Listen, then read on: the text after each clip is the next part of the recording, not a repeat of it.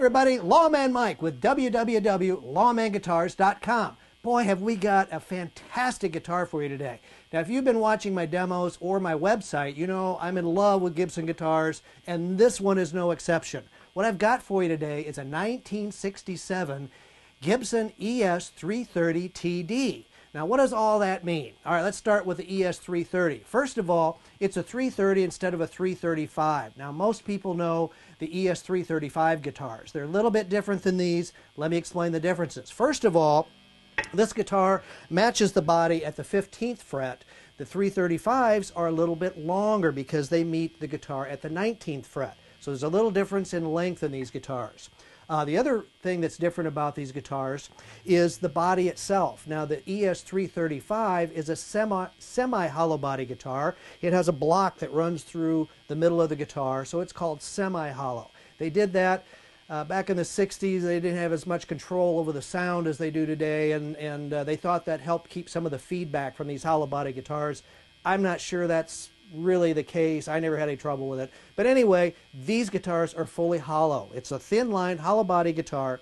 The other big difference was the 335s used humbuckers and this used P90s. Now again, if you've been watching my site for any time at all, you know I'm a P90 nut. I love the P90 pickups. And this one is no exception. They sound absolutely fantastic. Now, what does the TD stand for? ES330TD. It stands for thin line, like I just told you. It's a thin line guitar, not a 3/4 or a full body size guitar.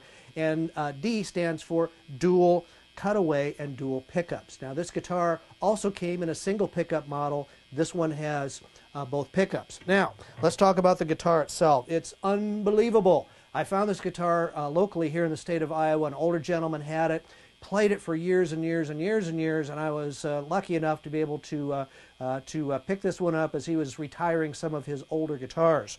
So what we've got is a guitar that's pretty much all original. I'm going to tell you that the bridge itself is not original. I've been saving this particular Tune-O-Matic bridge for a special guitar.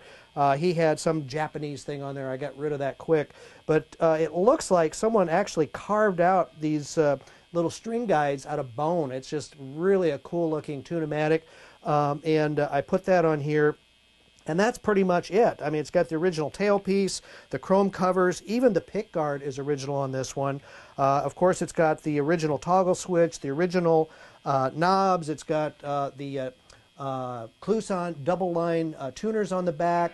It's got the original buttons. It looks like the original nut even, and there really isn't a whole lot of fretwear on this particular guitar.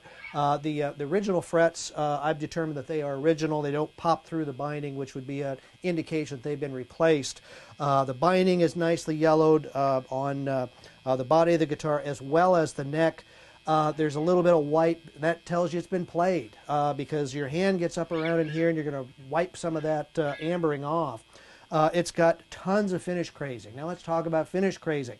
Everyone goes, oh, there must be something wrong with that guitar. It's got finish crazing. No, no, no, no. The finish crazing is only in the finish. That's why it's called finish crazing. It has nothing to do with the structure of the guitar. The very, very thin nitrocellulose lacquer that they sprayed back in the 60s and early 70s was so thin that it was very susceptible to temperature changes, humidity changes, hot and cold, and it would slightly crack. And so when you look at vintage guitars, if you don't see that, you're probably looking at a guitar that could have either been spent its entire life in its case, which will have problems in itself anyway, or it's been refinished. This one has got plenty of finish crazing, especially in the headstock area, which gets a little more stress from the strings, the neck, but there is no buckle rash on this particular guitar. I'm not going to tell you it doesn't have scratches. It does, but a lot of these guitars that were played professionally, a lot of the cowboys had these big giant belt buckles, and boy, they beat these guitars up pretty good on the back. This one does not have that. Let's talk about the sound of it. We've got on the neck pickup, I just played that for you. Here's the pickups together.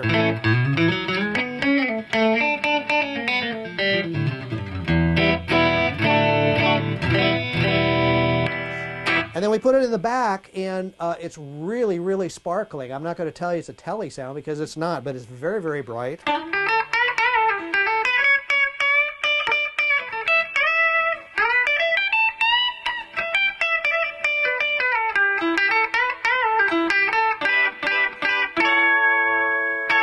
Very bright.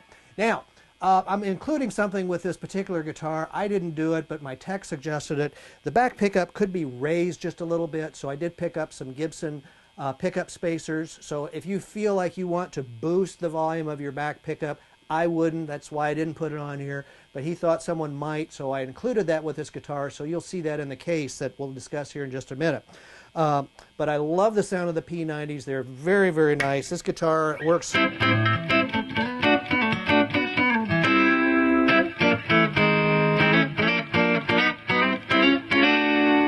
It's a real jazzy sound.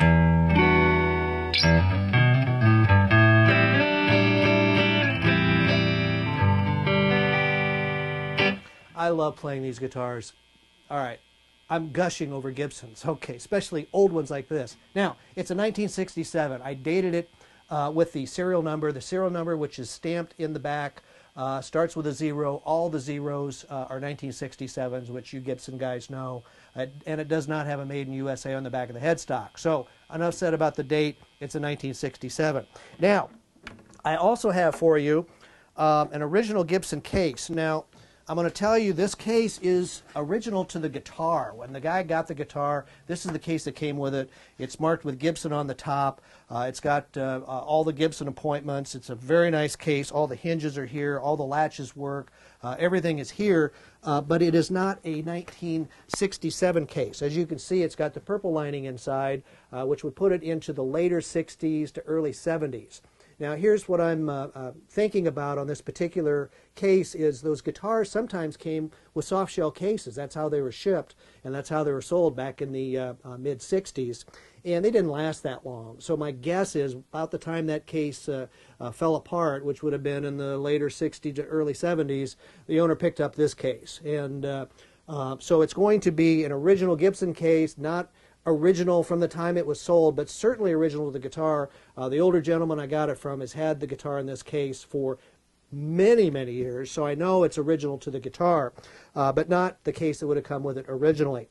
Now, it will fit either a 330 or a 335, so it sits just a little short because, like I was telling you earlier, the 335s were a little bit longer. So you get a case that fits both the 330 and the 335.